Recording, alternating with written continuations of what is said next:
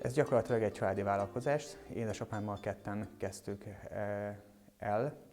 Ő igazából a háttérbe maradt ebből a szempontból, és én próbálom tartani a kontaktot a vendégekkel, illetve most lassan, hogy az öcsém is kezd végezni az iskolával, úgyhogy ő is be fog társulni a csapatba, illetve párom az irodai munkába segít be, úgyhogy azt lehet mondani, hogy így az egész család egy kicsit kiveszi a részét a mindennapokban. Nagyon fontosnak találtam azt, hogy olyan emberekkel vegyem magam körül, akik ugyanolyan elhivatottak és ugyanolyan szemlélettel rendelkeznek minden, és szerencsésen sikerült megtalálnom azokat az embereket, akikkel együtt tudok dolgozni. 2009-ben kezdtük a borászkodást, akkor még kisebb területen dolgoztunk, jelenleg 10 hektáron gazdálkodunk. Tervben van, hogy olyan 25 hektárig szeretnénk területeinket megnövelni. Azt gondoljuk, hogy ha egy kézben van a szőlészet és a borászat, akkor tudunk igazándiból minőséget produkálni, és ezért van ez a 25 hektáros varázsszám. A szőlészetet is én irányítom és én vezetem, amellett természetesen a borászatot is. Az egész vállalkozás apránként épült föl, tehát lépésről lépésre. Az első tervek alapján inkább a családnak lett volna egy ilyen közös hétvégi ház, ahol össze tud jönni a nagy család és ünnepeket meg tudunk tartani. Csak ahogy szépült az épület, arra a döntésre jutottunk, hogy nem dugnánk el ezt a csodát, amit sikerült összehoznunk, hanem megmutatnánk a vendégeknek is. És gyakorlatilag ez a 6 szoba, ezért is lett ennyi csak, hogy 6 szoba, mert nem igazából panziónak készült, hanem inkább egy családi háznak. És ezért is lett szerintem ilyen otthonos és hangulatos és emberközeli, mint a szobák, mind a folyosók és a burkolatoknak a kiválasztása. Az eredeti koncepcióhoz képest 60%-ában egy teljesen más vendéglátási forma alakult itt ki. Hobbiként indult maga a borászat is, hobbiként indult magának a helynek a megvalósítása, és folyamatában, ahogy jöttek az apró tényezők, úgy alakult ki az a mostani forma, amiben jelen pillanatban is vagyunk. Nem rohanjuk le a vendégeket, mindig többet próbálunk adni, mint amit éppenséggel elvárnának. Ezt tudnám a legjobban jellemezni, hogy ha belép az ajtón, onnantól fogva egy olyan ápolást, egy olyan vendégápolást kapjon a vendég, hogyha kilép az ajtón, akkor gyakorlatilag folyamatosan kézben tartva a vendéget, mint egy üveggolyót, és azt még véletlenül sem lejteni, mert az nagyon érzékeny és törékeny eszköz, mint üveggolyó. Mi a vendégekre is így tekintünk. Az első koncepció az gyakorlatilag a helyi választás volt, tehát maga a vendéglátó, illetve a területeknek, a helyeknek a megszerzése, és a megfelelő szakembereknek vagyis hát a megfelelő szakemberekkel történő találkozásnak a szüleménye gyakorlatilag ez a pincészetnek, is meg kellett ismerkednünk a főborászunkkal, akivel egy pillanat alatt egyeztettük is a dolgainkat, és így egymásra találtunk ki nagyon szerencsésen. Nagyon sok fehérfajtákkal dolgozunk, illetve ugye mivel fiatal pincék vagyunk, ezért a fajta választékot is próbáljuk bővíteni, épp azért, hogy több borfogyasztót megpróbáljunk elvarázsolni a borainkkal, megcélozni és esetleg megismerni ezáltal a Alasi pincét. 10 hektáron gazdálkodunk, viszont szüreti időszakban még 10 hektárról vásároltunk felszőlőt, és az alapborainkat egyébként ezekből készítjük, ilyen például a Muscat Otonel is. Ez egy könnyű, gyümölcsös, a muskát fajtákra jellemző muskatás illat benne van, egy nagyon jó kis nyári könnyű borocska. A Villányi borvidék 2500 hektár területen helyezkedik el. Tulajdonképpen az uralkodó éghajlat az azt lehet mondani, hogy szubmediterrán éghajlat. A mi olasz rézingünk, illetve a Villányi olasz rézing annyiban különbözik más borvidék olasz rézingeitől, hogy benne van ez a mediterrán stílus, ez a melegség, ez a komoly vastagság. A tüzessége mellett nagyon szép rezadás, mandulás ízek, illatok jöhetnek ki. Egyfajta egyedisége a borvidéknek ez a típusú olasz rizling. Az Oporto ugye mindig is meghatározó volt a Villányi borvidéken. Tehát hosszú évszázadok óta beszéltünk arról, hogy Villány és a bor, és mindig is jelen volt az Oporto. Egyébként nekem nagy kedvencem. Nagyapám, édesapám is Oportókkal, Oporto szőlővel és borral is foglalkozott. Én azt gondolom, hogy az Oporto egy olyan típusú bor, ami Oportunk legalábbis, ami egy könnyű, lágy, könnyedő, gyümölcsös vörösbor. Nem gondolnám, hogy ezt egy testes vastagbornak kellene készíteni. Vannak erre egyébként próbálkozások, barrikhordóban és így tovább. Van nekünk más olyan fajtánk, ami nagyon komoly vastagbort tud produkálni. Az Oporto az mindig is egy ilyen kis könnyű, gyümölcsös bor volt, legalábbis számomra. Széndioxid dúsított boroknál az alap borkészítési mód az a gyöngyöző, aztán utána érkezik a habzóbor, és aztán pedig a pezsgő. Most a pezsgő, ugye, hogy tankpezsgő vagy palacban érlelt pezsgő, az pedig pezsgőgyártók döntik el, hogy éppen mit kíván a piac, vagy mit gondolnak, hogy készítsék el ezeket. A gyöngyöző, ez megint egy érdekes játék a pincészetünknek. 12-ben készítettünk először gyöngyözőt.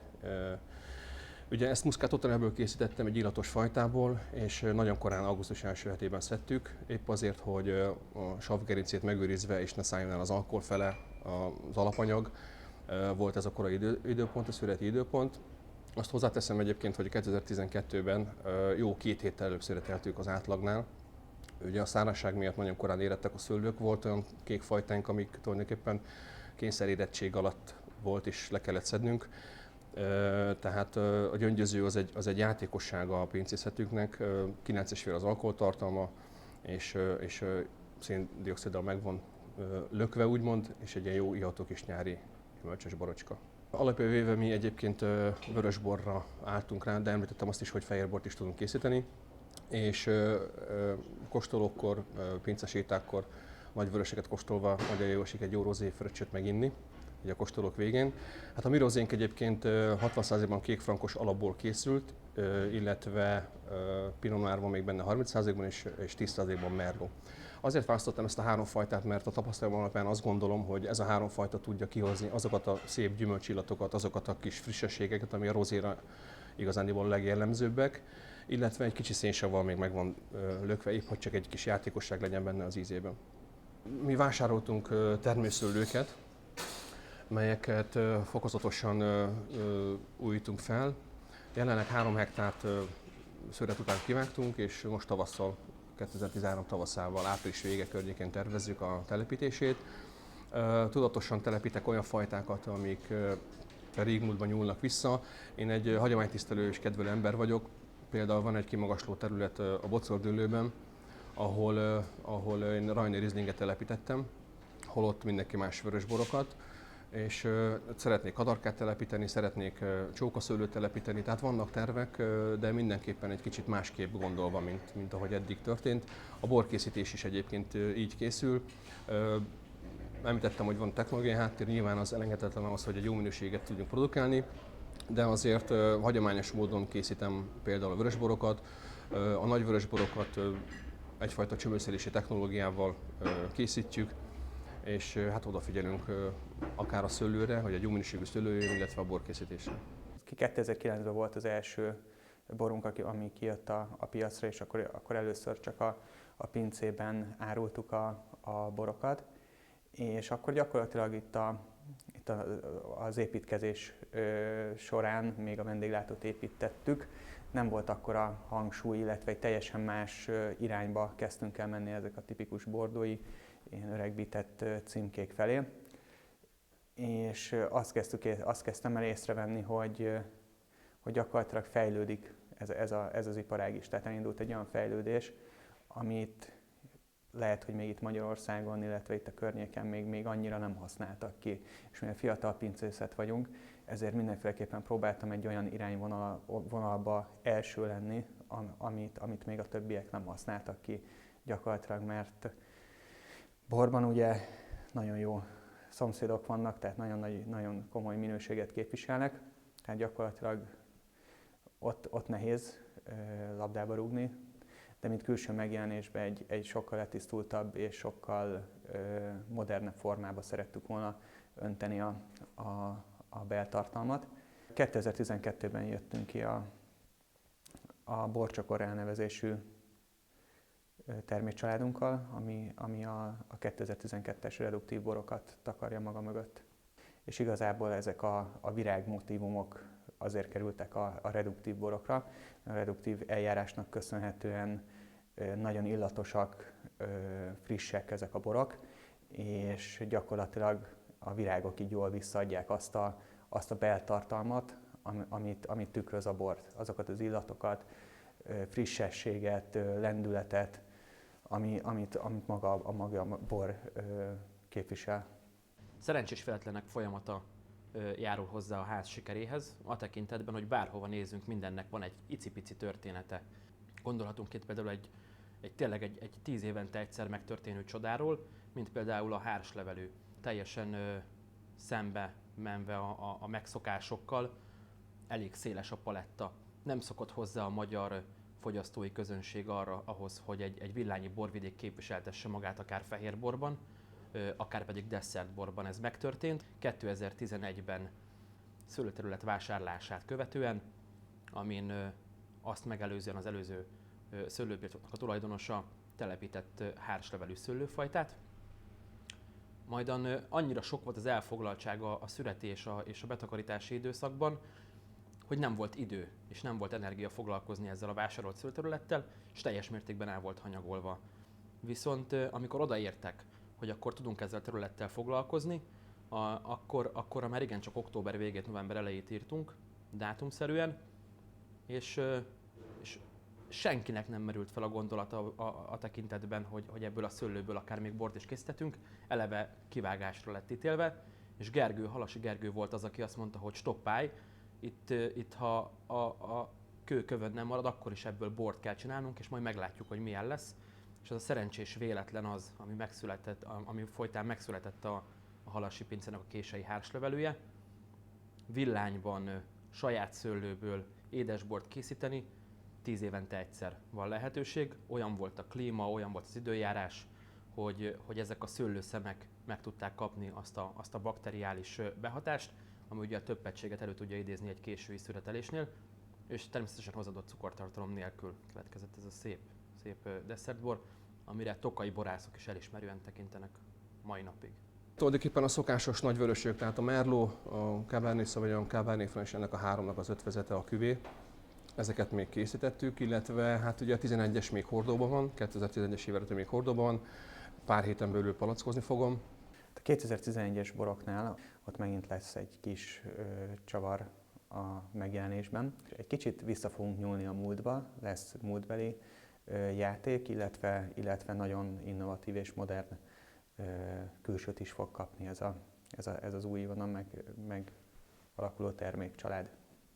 És gyakorlatilag itt is próbáljuk egy kicsit, ahogy a házon is folyamatosan lehet látni, hogy a régi, a tradicionális anyagok, stíluselemeket ötvözni a modern technikával, illetve a modern megjelenéssel. Szerencsés helyzetben van a ház, ugyanis olyan kézben van a konyhai irányítás, ami akár emberileg, akár szakmailag is nagyon meghatározó és helyén való. Táblánkra ki van írva a tisztességes konyha. Ez a tábla egyébként a heti ajánlatokat hivatott feltüntetni és tájékoztatni erről a kedves vendégeket. Mindenféleképpen ragaszkodott hozzá a séfünk, Pápics Roland, hogy igenis kerüljön ki a táblára a tisztességes konyha szó, vagy a megfogalmazás idézőjelbe. Tisztességes konyha alatt azt értjük, hogy semmi esetben sem csapjuk be a vendégeket, semmi esetben sem adunk olyas valamit, amit mi magunk nem fogyasztanánk el. A vendéglátás ebből a szempontból borzalmasan egyszerű, semmi más nem kell tennie egy jó felszolgálónak vagy egy jó konyhafőnöknek, csak képzeletben be kell ülnie a vendégnek a helyére, és csak annyit tenni, se többet, se kevesebbet, ami neki is jól esne, mint vendég. És innentől fogva, hogyha gasztronómiát kötünk borkészítéshez, vagy borkészítéshez kötünk gasztronómiát, akkor óhatatlanul nagy odafigyelést kell fordítanunk a részletekre. Ízpárok megfelelően illeszkedjenek étlap és borlap tekintetében. Ha borvacsorát prezentálunk, akár a budapesti A38 hajón, akár a Szimbol Budapest étteremben, akkor óhatatlanul oda kell figyelnünk arra minden egyes lépésnél, minden egyes stációnál, hogy azok az ízpárok, amiket hordoz magával egy bor, azok megjelenjenek az ételben is. Vagy ha éppenséggel magát a bort párosítjuk már az ételhez, akkor nagyon komoly hangsúlyt kell fektetnünk ismételten ahhoz az ízpárhoz, amit hordoz egy tányér magán, mint ételjegy. Úgyhogy innentől fogva ismételten szerencsés véletlenről beszélünk, hogy van egy olyan konyhafőnökünk, aki ezt maximálisan a szívén viseli, és akár ki lehet mondani még azt a megfogalmazást is, hogy tulajdonosi szemlélettel rendelkezik. Hiába a tulajdonos vásárolt egy serpenyőt, az a konyhafőnök tulajdonában van adott időszakban, amíg ő a konyhán tevékenykedik. Úgyhogy innentől fogva az a konyha nem a tulajdonosé, hanem átvitt értelemben az a konyhafőnöké, és ez nagyon fontos. Próbál a Halassi Pince olyan üzleti politikát nem a közvilág, nem a közszemlélet felé irányítani, hanem saját maga felé, hogy innovatív legyen. Ergo minél többet nyújtsunk a vendégnek, mint amit éppenséggel elvár, és hogyha az általános vendéglátási tapasztalatokat veszük alapul, akkor egy vendég helyet foglal egy székbe, és azt várja, hogy kap egy étlapot. Mi ezt az étlapot nagyon szívesen át is adjuk, sőt át is adjuk, egy kicsit újított formában. Ugyanis diktálni, nem pedig követni szeretnénk a divatot, és hogyha a vizuális étlap egy teljesen igényes formában jelenik meg, gondolok itt egy táblagépre, akkor az egy meglepődöttséget szül a vendég előtt. Egyrészt vizuálisan megjelenik előtte az étel, másrészt pedig egy olyan interaktív elfoglaltságot kap a kezébe, ami maximálisan leköti a figyelmét. Úgyhogy azok az ételfotók, amik megjelennek ezeken a táblagépeken és ezen a digitális étlapon, hogy úgy mondjam, azok garanciát adnak a vendégnek arra, hogy ugyanezt fogja látni a tányérján rendelést követően is. Nem is titkolt terv, meg folyamatosan bővülünk, tehát most készül egy terasz, egy kb. 120-130 fős félig fedett terasz, amit remélem, hogy hamarosan be tudunk fejezni. És hogyha minden jól alakul, akkor szeretnék még egy 20-25 szobát kialakítani, valamint egy kicsi, de annál tartalmasabb kis wellness-szel, hogy a vendégeink minden igényét ki tudjuk elégíteni, és egy komplex élményben legyen itt részük.